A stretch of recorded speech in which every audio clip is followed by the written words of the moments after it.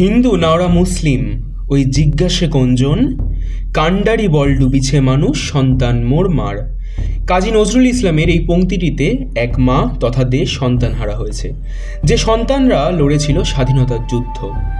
হিন্দু ও মুসলিম দুই সম্প্রদায় তথা পুরো ভারতবর্ষের এক হয়ে লড়াই করার ফলাফলই হলো 1947 সালের স্বাধীনতা।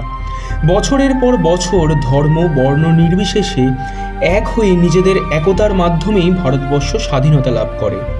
কিন্তু এই স্বাধীনতার একতার সঙ্গে রয়েছে বিচ্ছেদ। ভারতমাতা স্বাধীন হলেও ভেঙে যেতে হয় খণ্ডে খণ্ডে। শুরু করছি আমরা আজকের চতুর্থ অধ্যায়, বিচ্ছেদ।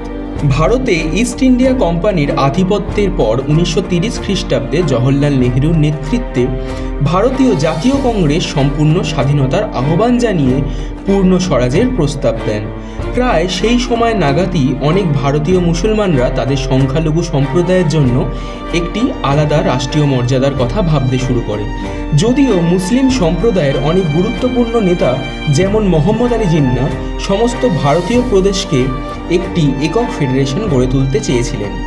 দ্বিতীয় বিশ্বযুদ্ধ শুরু হওয়ার পর মুসলিম লীগের প্রথম সভা 1940 খ্রিস্টাব্দের মার্চ মাসে পাঞ্জাবের প্রাচীন রাজধানী লাহোরে অনুষ্ঠিত হয়।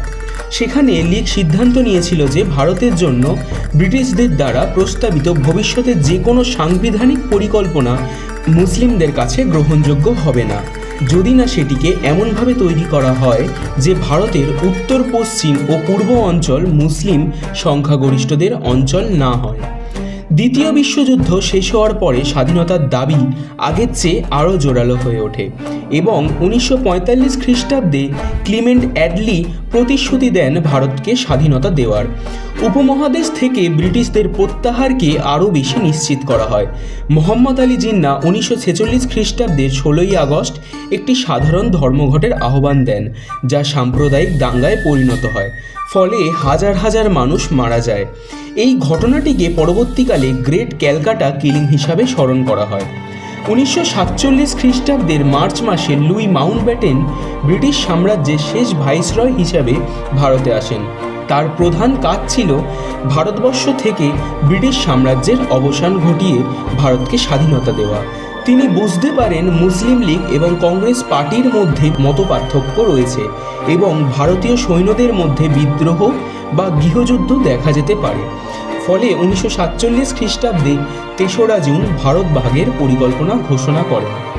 1947 খ্রিস্টাব্দের 18ই জুলাই ব্রিটিশ পার্লামেন্ট ভারতীয় স্বাধীনতা আইন পাশ করে। এটি আদেশ দেয় যে ভারত ও পাকিস্তানের আধিপত্যগুলিকে 14 থেকে 15ই আগস্ট 1947-এর মধ্যরাতের মধ্যে সীমাবদ্ধ করা হবে। পাকিস্তানে 14ই আগস্ট এবং ভারতে 15ই আগস্ট ক্ষমতা হস্তান্তর সম্পন্ন হয়, যাতে লর্ড মাউন্টব্যাটেন উভয় অনুষ্ঠানে যোগ দিতে পারেন দুটি স্বাধীন দেশের জন্মের সাথে। 1947 খ্রিস্টাব্দের 15ই আগস্ট আনুষ্ঠানিকভাবে ব্রিটিশ রাজের অবসান ঘটে। এইভাবেই ভেঙে যায় স্বাধীন ভারতবর্ষ। কিন্তু এই বিচ্ছেদের পর সব কিছুই কি সুন্দর হয়ে যায়? না, হয়ে ওঠে আরও কুৎসিত। জানবো আমরা পরের ভিডিওগুলিতে। এই অধ্যায়ের শেষ ভিডিও অজানা।